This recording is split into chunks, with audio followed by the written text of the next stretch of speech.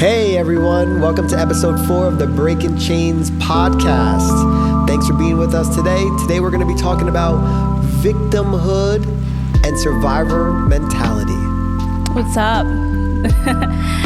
So we've been kind of on this topic of, going from being in our body and our state of awareness in our body to trauma and how that triggers things in our body and relationships and how that brings up more things being in this vessel.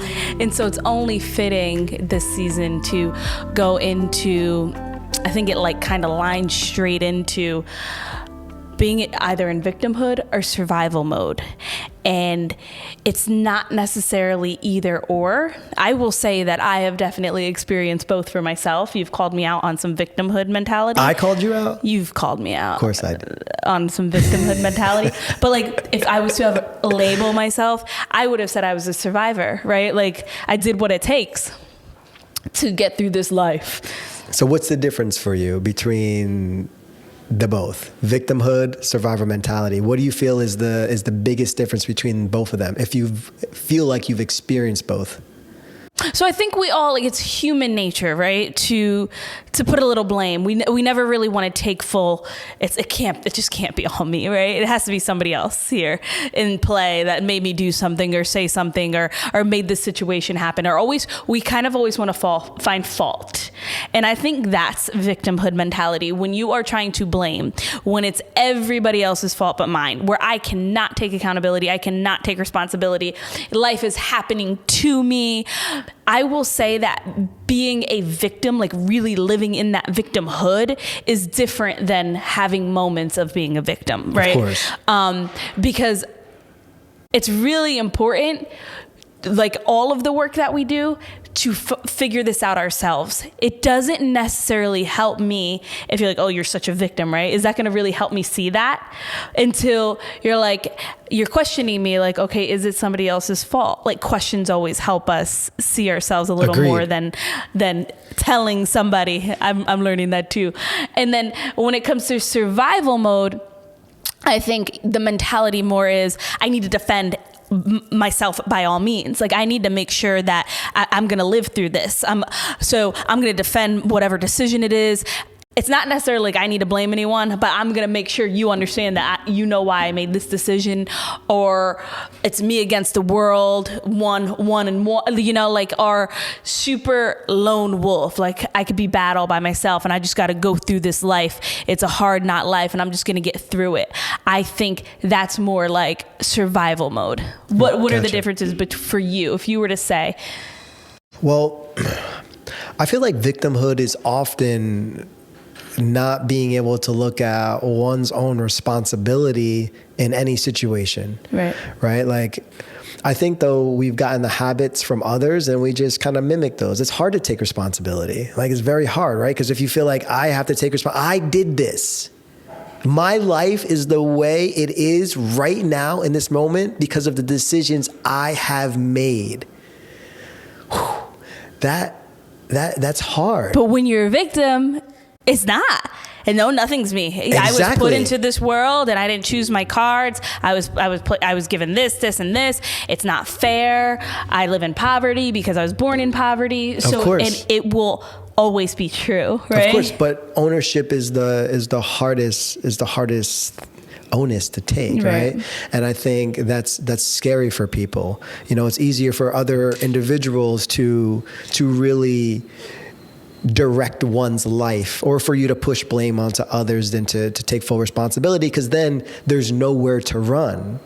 And when there's nowhere to run, things can get scary. It either gets scary and you either step up or you have to maybe deal with failure in one way or another. So I think victimhood itself is the ability for the overcome is the ability for one person to look at themselves. Yeah, interesting you just said that, because I think that kind of sparks something in me. I think when it comes to me playing victim, when I have in my life, it's definitely that failure thing that you just said. I think it's hard for me to accept failure. And so I would much rather quit. I've said this before. I'd rather quit first because then I didn't fail and quit, or blame somebody else. I didn't fail because of me. Clearly, it was somebody else. Like it didn't happen because that person didn't do this. So then what happens? Then I can never learn how to overcome whatever it is. I'm running away from it. I am running away from owning, okay, I failed. First, I have to admit I failed. I failed because XYZ. And now if I change that, maybe I can move forward and try again. But if I quit or I blame somebody else, it's all off me, on to the next, right? Well, I have a small maybe solution for that. Even if, obviously, if you failed means maybe something didn't work out right the first time around, second time around, fifth time around. But if we can actually learn that failure is required in order to learn, like what we're doing is learning. And the first time we all got on a bicycle, like we didn't just ride off into the sunset perfectly. Like we got on the bike, we fell, then we got back on, we fell again, until finally, our parents or our siblings let us go and we were able to ride the bike on our own. But we didn't hop on the bike and ride right away. And so I think if we start to really change the way that we label things also, and we look at failure as part of the learning process, it's easier to overcome that. Yeah. Just like walking, like a baby walking, baby gets up, come on. And I think that's a big part of our life as adults too. It's harder as we grow up to do things and fail because there's less people rooting, right? There's less people like, yeah, keep trying. Like, we're so excited for you. And so like when there's no one clapping, you're like, all right, let me just go run before anybody sees me. You're scared if you fail, right? Like, they're talking about me. Because then they're not going to clap. Yeah, they're talking about me. Like, oh my God, did you hear that person failed? That's also a part of our inner dialogue, right? Of course. So that's really important to bring up too, what we're saying to ourselves and how that brings reality to what other people are saying to us and how other people do treat us and perceive us. The more we have those conversations, I tell my clients this all the time, whenever they come to me and they start body shaming themselves, I'm like, okay, so then what? If you believe that, do you believe you can change it? Of course. Because if you don't believe you can change, and if you can't see yourself being in a better position than now, then I can't help you. Of course. I can't help you change your body if that's how you think it is and forever will be, because then that's going to be your reality. I agree with you. I think the fear of failure is one of the greatest reasons why people actually don't join a health club or actually, get on a program with a fitness professional, because they're scared that they might invest in themselves and then fail. But the whole point of all of that is to hold you at a specific level of accountability so that you don't fail. Right. And you got to be okay with that. Yeah. So survival mode. So we talked a little bit about victimhood. I don't want to take accountability. I'm scared of failure, but scared of failure is usually subconscious. That's a little more awareness, the fear of failure. Because a victim will always say, I'm not afraid to fail. It's not my fault. So there's the defense, and there will always be that reality. It's almost like a level of conditioning. Yeah. Fear of failure. Definitely. So when it comes to survival mode, what are your thoughts? Survivor mode. This you know well. Yeah, I'd say I know this one pretty well. It's almost, me against the world. It's lone wolf mentality. It's whatever it takes, I'm gonna get done. And if at all cost. But I think when I say at all cost, often it means somewhat at the detriment of myself. Sometimes and losing it all. Yeah, like my happiness. But I need to win at all cost. Not necessarily doing things to other people, but actually doing things to oneself in a way that's just not healthy. And makes life kind of turn around. So that was my experience. Right. But I think survival mode it's a tough place to get out of. It's a tough place to get out of. And until you probably start losing things and realize that you might not be able to take on the full task that's in front of you, it's not until then that I feel like you can open up to accept help from outside, It's take on accepting help. guidance, and know that actually you are not alone. The world is not against you. Matter of fact, you are of the world and it's here to support you. And I think once you can accept that mentality, life transitions into a different space for you. Yeah. I would take that one step further, not even being of the world, but being like a part of something deeper, something bigger, you know, like more of like a God creation where everything is a part of each other, right? Of course. And we're just like one cell in a body. It's all interconnected. This is all a body. And we're just one, but we have to do our one role in that body really well. Like that one thing, we're all given a gift, and it's like accepting your gift and sometimes failure shows us that, right? Like sometimes failing over and over again. And like if we're stuck on trying to prove something, sometimes it's like, okay, stop trying to prove that. That's not your gift. Stop doing that. Okay. And what life is trying to do is really like redirect us, like reroute, you know, like it's saying reroute, and we're not listening. And in fact, like our gift is sitting right there. So I have a question for you. So you just said reroute. How do you know, from your perspective or what your thoughts are, how do you know when you're supposed to reroute compared to life like pressurizing you to be able to actually see your gift and excel at your gift? Because in order to, going back to the previous example of riding the bike, you got to get on multiple times. You got to fail multiple times. How do you know when to reroute compared to diving in and giving all you got to what you're currently doing? Good question. And what just came to me for an answer is usually your gift feels good to you. So while you're doing your gift, you may get frustrated in the outcome. Okay. And maybe that's where you're actually not enjoying, like, okay, why is this not being successful? Why am I just not making it? But that's the persistency that we're told to have. That's that continuous consistency. That's the discipline of continuing to do what you're good at. The difference between forcing something is, and a lot of people have probably felt this at a desk job, at a 9-to-5 that they hate, and they just want to make more money at. So they keep trying to get a raise and doing better and better at work, but their health is declining. They don't feel good. Their mental state is on a complete downward spiral. Their body's telling them to reroute, right? Like reroute. This is not made for you. You're not feeling good doing it. So when you're experiencing this unalignment, when you really know that everything doesn't feel good at work. I know so many people working a job they hate, but they know they have to do it for the money, right? So we're basically taught to just survive this life, not thrive it. Like work your job, get your money, pay your taxes, die, pay more taxes. So it's the people needing to take their power back. That's a whole nother episode, right? But so like when we're talking about the survivor mentality and the victimhood mentality, the next question is how to get out of it. Correct. How to even recognize it. So I think for me, there was kind of a quote that I came across a long time ago. And it was by Alan Watts.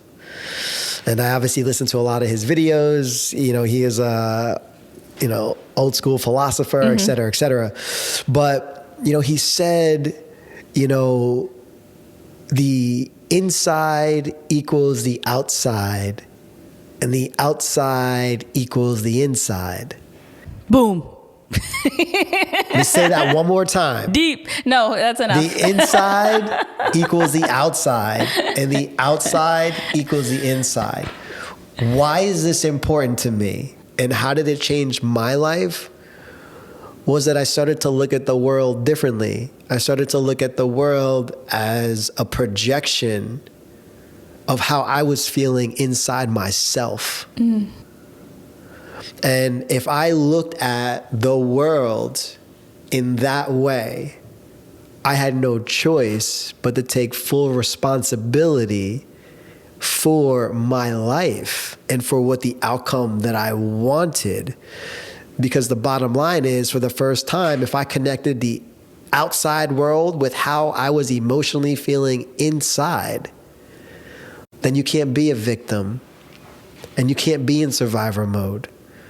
But you are forced to face with all of the things that you have to transcend and grow from. Mm-hmm. So I finally felt connected to the world in a different way. And I feel like that began my journey to taking full responsibility for whatever's going on in my life. So this whole thing goes back to the whole purpose of us having these conversations and provoking people to think a little more deeply, to start that deeper inner healing. It's really hard sometimes where to go to find some clarity. And that's why I feel like we wanted to start these conversations, right? Agreed. So, and you just shared something like, once you realize, and that was a statement to you that might have meant so much to you. And I heard it and I was just like, sounds cool. Of course. But like that statement didn't necessarily like trigger me, where other statements might have been just as blasé, right? But it triggered me. So it's really important to constantly be on that journey of wanting to see yourself, of course, and not running away from accepting, like radical acceptance of who we are. Like, it's hard to admit, like, I'm a victim. Oh, shoot, I do blame others.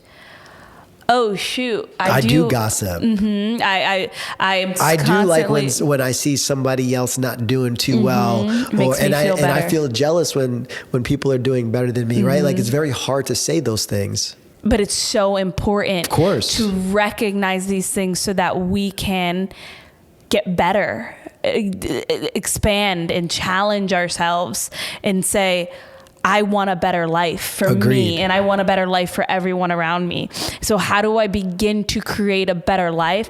I have to step out of victimhood. I have to step out of survival. I can't constantly think the world is against me. I can't constantly think it's everybody else's fault, because then that's my reality. And that's what you're going to get back. Is that what I want to live in? Do Exactly. I really want everyone to be completely against me? And do I want to be this lone wolf, or do I want to receive the help that I know is here for me? Yeah. What type of life do I want to live? Right? Like you said, do you want to survive or do you want to thrive? And I believe, like you said, it starts with awareness. Right. Can we think deeper and larger and bigger than we've ever been taught to think before? And then I think as we journey on, it's so important to continuously think about our journey and how we've grown. What we've learned and realized is it's never ending. I think one time you said to me, it was like peeling an onion of layers, just like an onion. There's also in Shrek, right? It's like, I'm an onion.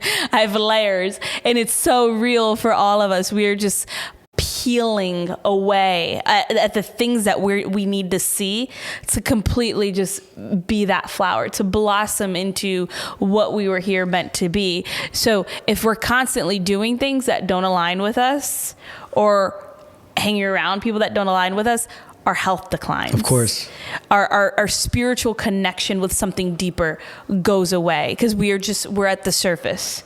Agreed. We're not going deeper. Yeah. I think that even right now, if we could just take a small shift in mindset, and we know, like, the trials and tribulations of life, we know days are challenging, and then there's days that are absolutely incredible. I always say, like, life is full of lessons and blessings.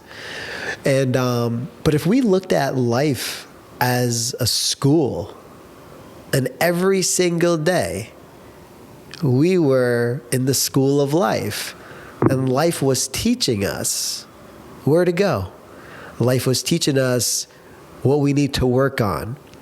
Life was teaching us what's next for us, what we need to hold on to, what we need to let go of, what our gifts are, like you said. And there's that old saying, right? Like, always be a student. Always. If we're always a student, then life is a teacher. But then we have to look at all of our relationships as teachers and not blame, right? Yeah. I can sit here and complain about my husband all day long and everything that he does to piss me off and not coming home on time for dinner and I can be like, oh, poor me. I am just this poor little woman at home that just doesn't have the world handed to her on a platter. What the hell, right?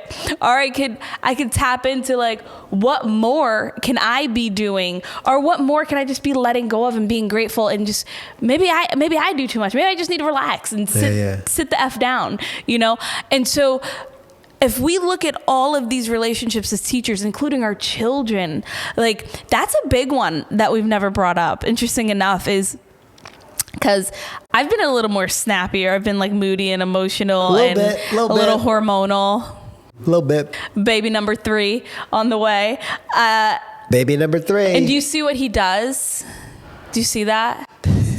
When I admit something, and then it's just, instead of like, okay, wow, she's sitting, you know, like she's hormonal, she's pregnant, she's having a hard time. Oh, that's freaking annoying. Trigger. It's annoying. It's trigger. not. That's not even a trigger. It's just annoying. Trigger. It's annoying as hell. So if we look, like, when I snap at my child now, I could be like, wow, I just snapped. And I could just go right away and apologize. Because if I'm in survival mode, I'm defending why I snapped. Well, you're being a little, then I'm not helping myself or the world around me. Of course. But if I could look at it and be like, wow, that was really ugly, and accept that as ugly, then I can go ahead and mend and continue, you know, like a more beautiful journey. You just said something powerful. Acceptance. Like, if we're able to accept where we are in this moment right now, that's the only time we can actually move forward with where we want to go, right? Because the acceptance is like, okay, I'm aware, I see it, it is what it is right now, and now at that moment I can do something about it. The Power of Now. The Power of Now. Great book by Eckhart Tolle. Really got me deep, just into like being able to see that everything just is. Everything just is right here. There is no future. There is no past. It's all happening simultaneously. And that is like a really radical concept to like understand. But that's the only truth. Like, this is the only moment that exists. And where I go from here is the only thing that matters. It doesn't matter what happened to me. Staying stuck and blaming, that won't get me anywhere. It doesn't matter if I think the world's against me and I'm a lone wolf. Okay, who's coming to help me? Or, you know, like, where am I going then in this cold, dark world? The power of now, agreed. Awareness, yes. I think it's just very key for everybody to also understand the level of compassion that they need for themselves and where they're at right now in order to make it on this journey. Yeah. It's not an easy journey. And I don't know how to say this in any other way, that it's not easy. So you have to have love for yourself and compassion so that you can get through those rougher days. It can be fun though. You have to accept the ups and downs. It's a roller coaster. I keep thinking about life as like, you know, say we live in different realms and we keep coming back to be a human or reincarnation, or like, hey, I want to go do that again. I'll hop on that ride again in another roller coaster. I just think of like, did I choose to come back here and just ride this? It's all evolution. And then it becomes fun because like you really are riding it. There are moments where I'm like purging my brains out in the toilet, right? And then there's moments where I get to spend with my family and it's just bliss and it all balances out. And I think it's really important for us to first really ask ourselves, who am I? Do you really know? No. Can you ever know? No. That's when the journey begins. Yeah. Fun stuff. Great talk today. Thanks. Thanks, guys. Make sure you subscribe to our YouTube channel and follow us on social media, on Instagram at the Breaking Chains Podcast, and on TikTok, Breaking Chains podcast. And you could also find all my reels and stuff on my personal Facebook. So go ahead, friend me there too. Breaking Chains. Blazing trails. What was that?